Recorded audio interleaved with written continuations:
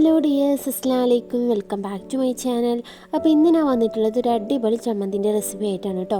നമ്മുടെ വീട്ടിൽ കറിയൊന്നും ഇല്ലാത്ത ദിവസം, അതേപോലെ തന്നെ ഉണ്ടാക്കാൻ മടിയുള്ള ദിവസമൊക്കെ നമുക്ക് പെട്ടെന്ന് ഉണ്ടാക്കാൻ പറ്റിയ ഒരു ചമ്മന്തിൻ്റെ റെസിപ്പിയാണ്. ഇതിന് ഒരുപാട് ഇൻഗ്രീഡിയൻസിൻ്റെ ആവശ്യമൊന്നുമില്ല കേട്ടോ. ഒരു 3 ഐറ്റംസ് മതി.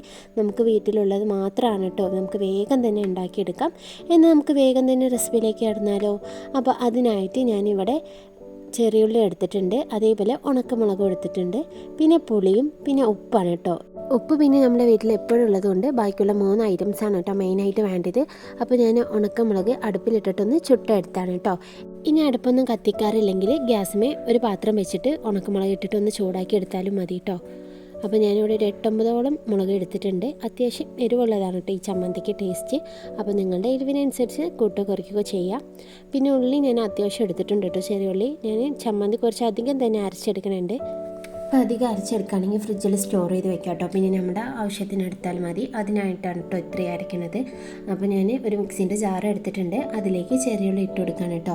അപ്പോൾ ഇപ്പോൾ എല്ലാതും ഇട്ട് കൊടുക്കണില്ല, ആദ്യം കുറച്ച് മാത്രം ഇട്ടിട്ട് പിന്നെ അത് ജസ്റ്റ് ഒന്ന് കറക്കിയെടുത്ത ശേഷം വീണ്ടും എല്ലാതും കൂടി ഒന്ന് ഇട്ട് കൊടുക്കുകയാണ്. ഇല്ലെങ്കിൽ ഇത് അരഞ്ഞ് കിട്ടാൻ ചിലപ്പോൾ പാടിയിരിക്കും കേട്ടോ, അതുകൊണ്ടാണ്. അപ്പോൾ ഞാൻ അതിലേക്ക് ഒരു നെല്ലിക്ക വലിപ്പമുള്ള പുളിയും കൂടി ഒന്ന് ചേർക്കുന്നുണ്ട്. പിന്നെ മുളകും ഉപ്പും കൂടി ഒന്ന് ചേർത്ത് കൊടുത്തിട്ട് ഒന്ന് അരച്ചെടുക്കാൻ കേട്ടോ. ഇനി ഇതൊന്ന് ജസ്റ്റ് ഒന്ന് അരച്ചെടുത്തിട്ട് വരാം കേട്ടോ. കണ്ടില്ലേ, ബാക്കിയുള്ളത് ഞാൻ പ്ലേറ്റിൽ തന്നെ വെച്ചിട്ടുണ്ട്. ഇപ്പം ഞാനൊന്ന് ക്രഷ് ചെയ്തെടുത്തിട്ടുണ്ട് കേട്ടോ. അപ്പോൾ ഇതിലേക്ക് വേണമെങ്കിൽ അറിയാൻ പാടാണെങ്കിൽ കുറച്ച് വെള്ളം കൂടി ഒന്ന് ഒഴിച്ചു കൊടുക്കാം. അപ്പോൾ ഞാൻ ഇത്തിരി വെള്ളം കൂടി ഒന്ന് ഒഴിച്ചു കൊടുക്കുന്നുണ്ട് കേട്ടോ. ഇനി വീണ്ടും ഒന്നും കൂടി നല്ലോണം ഒന്ന് അരച്ചെടുത്തിട്ട് ബാക്കിയുള്ള മുളകും ഉള്ളിയും ഉപ്പും ഒക്കെ ഇതിലേക്കൊന്ന് ചേർത്ത് കൊടുക്കുകയാണ്. ഇനി ഇത് നല്ലോണം ഒന്ന് അരച്ചെടുക്കാം കേട്ടോ. അപ്പോൾ ഇതിപ്പോൾ നല്ലോണം അരച്ചെടുത്തിട്ടുണ്ട്. ഇപ്പോൾ കളറൊക്കെ നല്ല ഡാർക്ക് കളറായിട്ട് ചേഞ്ച് ആയി വന്നിട്ടുണ്ട് കേട്ടോ. ഇനി ഞാനിതൊരു വേറൊരു പാത്രത്തിലേക്ക് മാറ്റിയിട്ടുണ്ട്.